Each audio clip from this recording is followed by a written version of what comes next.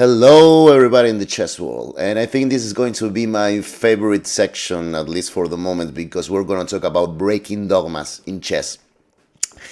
And yeah, initially it's like I have nothing against a particular or personal against dogmas, and I understand that initially we must like get ourselves embedded in dogmas to be able to fix knowledge. This is logical, but again, this later on could become really fixations, crutches. So when I say don't play the right move, what I mean is sometimes we're better off playing the practical one. So, well, an easy example is, let's say we're totally winning in a game, right? And we see the best move. We see that the best move is probably giving us roughly, let us say, plus 10. But we also see that the second or third best move, let's say the most human one, the most normal one, will probably give us but plus 4 or plus 5. But the resulting position is you can win it in your sleep, you know. So if there is no counterplay for your opponent, well, then you are being practical, rejecting the computer move to one that will make you win, you know, in an easier way and even probably in quicker way, you know.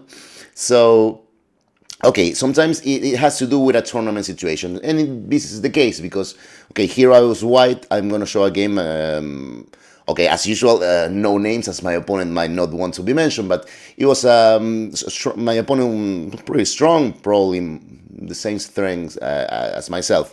This was the last round of a tournament where I was leading, so I was playing 2 days earlier, 2 days before the last round. I couldn't play that day, so my opponent was a gentleman. He agreed to play 2 days before, so I knew in advance that if I win, I will win the tournament. A draw will likely give me the tournament, but it wouldn't be sure. I will have to wait for the other results. So, okay, the only way to assure victory in the tournament was to win the game. So,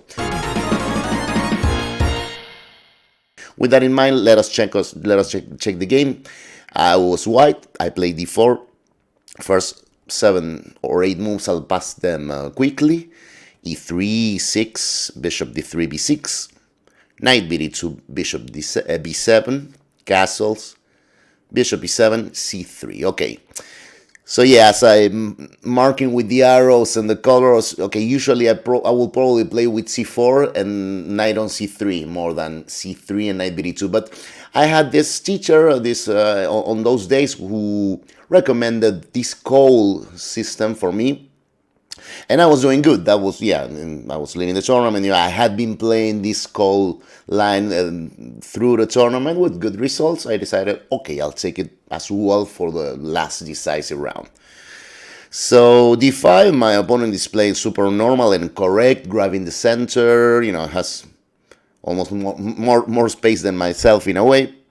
But it's a normal game. Queen e2, knight b7, and e4, and this ninth move, e4, well, I think that the move is correct, and I think even in the database there are like 30, 40 games with this position, and e4 is the main move. But I must say, when I played it, I was, you know, burning bridges already and taking big risks. To me, this was pretty risky because, okay, my opponent played what, probably the main line will be to exchange everything.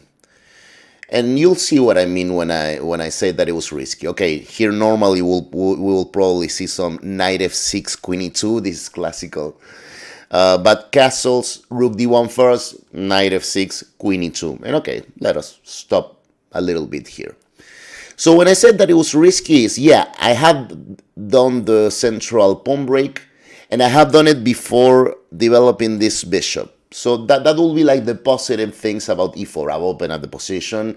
Now this bishop can be developed.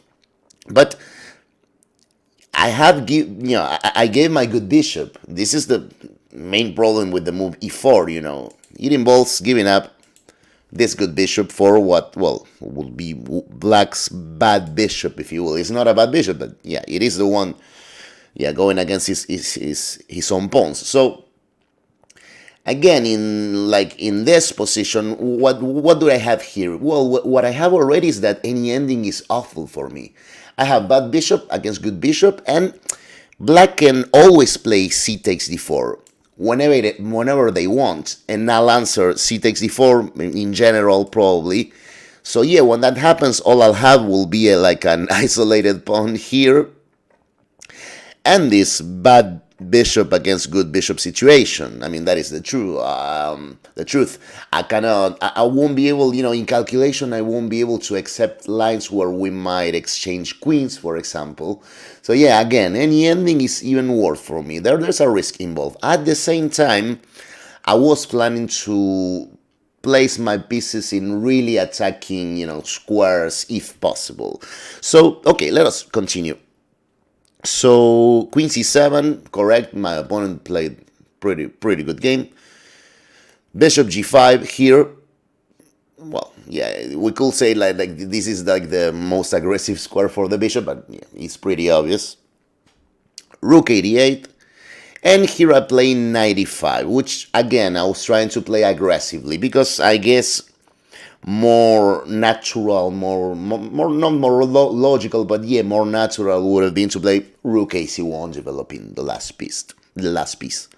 So 95 instead, rook d5. Curious move by my opponent. I did not expect that, but looks like a good move. Well, pretty creative. I mean, we might discuss if that's the best square for the rook, but it looks good, and it has the simple idea of maybe doubling up rook. So, rook d3. Okay, so finally, because I made a really aggressive move. What I mean is, and an obvious one. Okay, before I already had these two pieces in aggressive squares, but my opponent was probably not worried about his king. After rook d3 with this possibility of a passage through the third rank for the rook. Okay, now for the first time, I really look more menacing.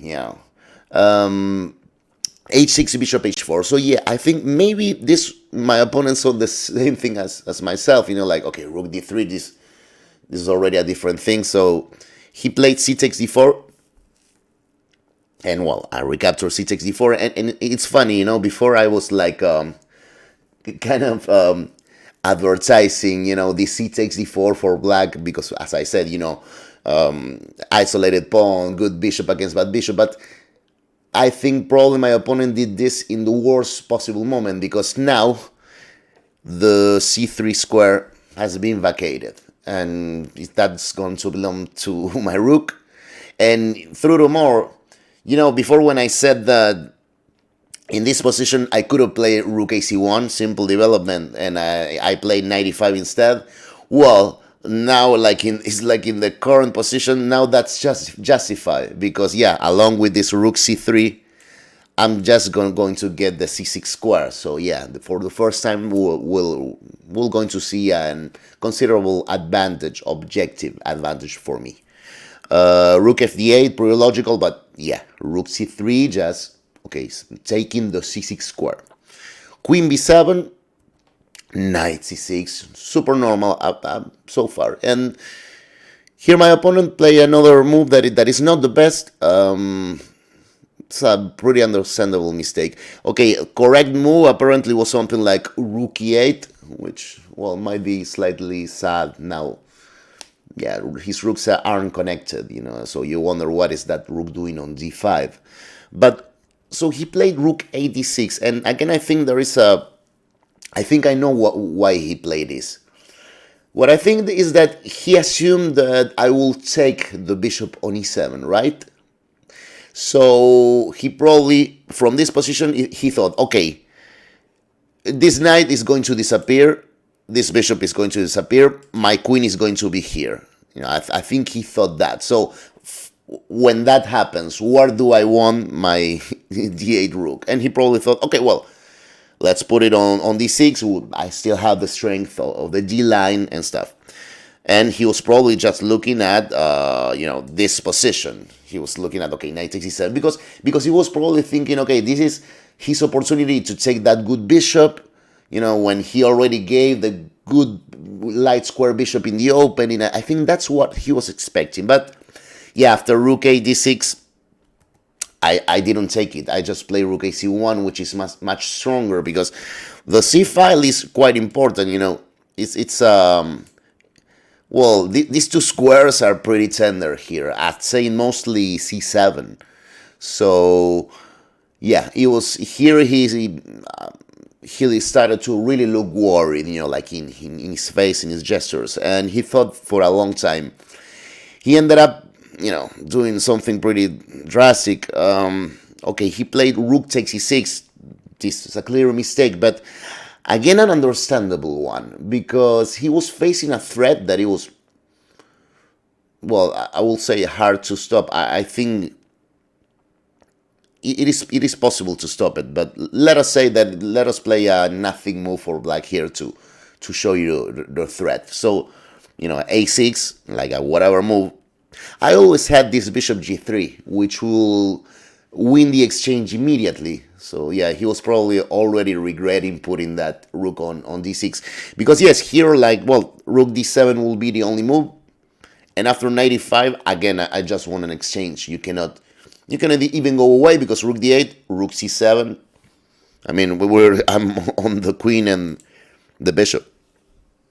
So always, going back this position, he probably wasn't sure what to play. Maybe you have to, I don't know, move the d5 rook to then move the d6 rook to d5, something, I don't know, something like this, but it looks ridiculous, really. I mean, it was, so, okay, he finally played rook takes e6, and after rook takes e6, this was, I'll play it again, bishop c5 was his idea. Now, the bishop, yeah, cuts the communication between my rooks, and he is trying to recover the exchange. So first, I play the obvious bishop takes f6, g takes f6. Yeah, and now I'll ask you to pause the video and think, because, well, I'll come back to you later. First, just pause the video and think. Yeah, I'll assume that all of you will probably just considering two main alternatives, right? I mean, I don't think there is more than two moves here. Like, the first will be rook 6 takes c5. This will be the first move to consider, and the other will be rook takes e6. And okay, this is my point and the subject of the video. During the game, I was 100% sure that rook 6 takes c5 was the best move, was the strongest move, the one that will give me the larger advantage. However, after some 15 minutes or maybe 20, I decided to play rook takes e6 instead, knowing that it will give me a smaller advantage. But okay, let us see why, then let us analyze. So after rook 6 takes e5, the game will continue pawn takes, and rook e5. And yeah, here, I don't know, I'll probably play, queen something, queen c4 maybe. I guess this check is stupid, because rook g5, it's a good answer, and he has made on, well, I will still have queen h3 and not to lose.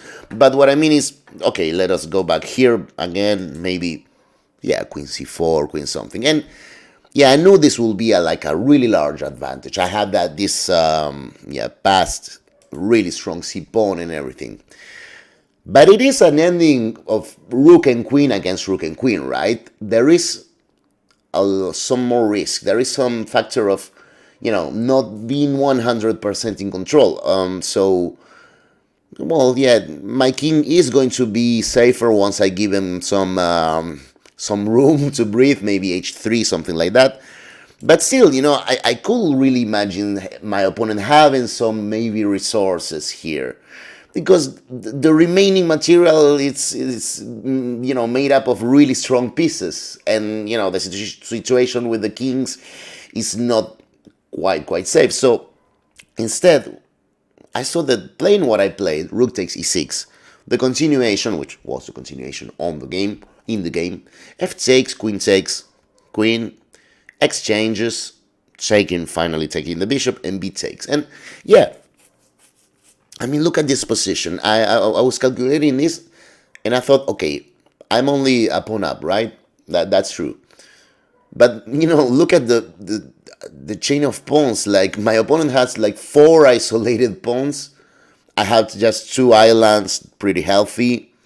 I mean, this looks much easier to win, and I think much more important. It's harder to spoil a game in this position. So yeah, it's harder to the position. So again, I don't know. Well, I'd like to assume that I would have won the game in this position, but even if that's true, it would have taken much more time for me to do it. Probably there was some risk involved. Instead, look at what happened in the game. After in this position, I played g3. My opponent played king e6.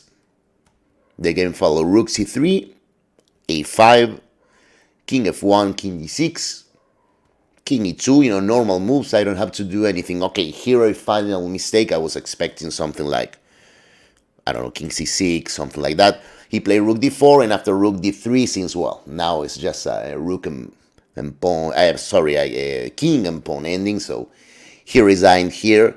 But yeah, again, right, it was super quick, and it was, again, the practical move. I can assure you that it also feels good when you, this is the other idea of the concept of the video. When you are totally sure that you are seeing the best move, but at the same time considering an alternative, you do feel right. You feel in control of the position. And I actually was in this case, as I'm usually not, but in this case I was, because really it wasn't hard to see. I knew this move was the right one.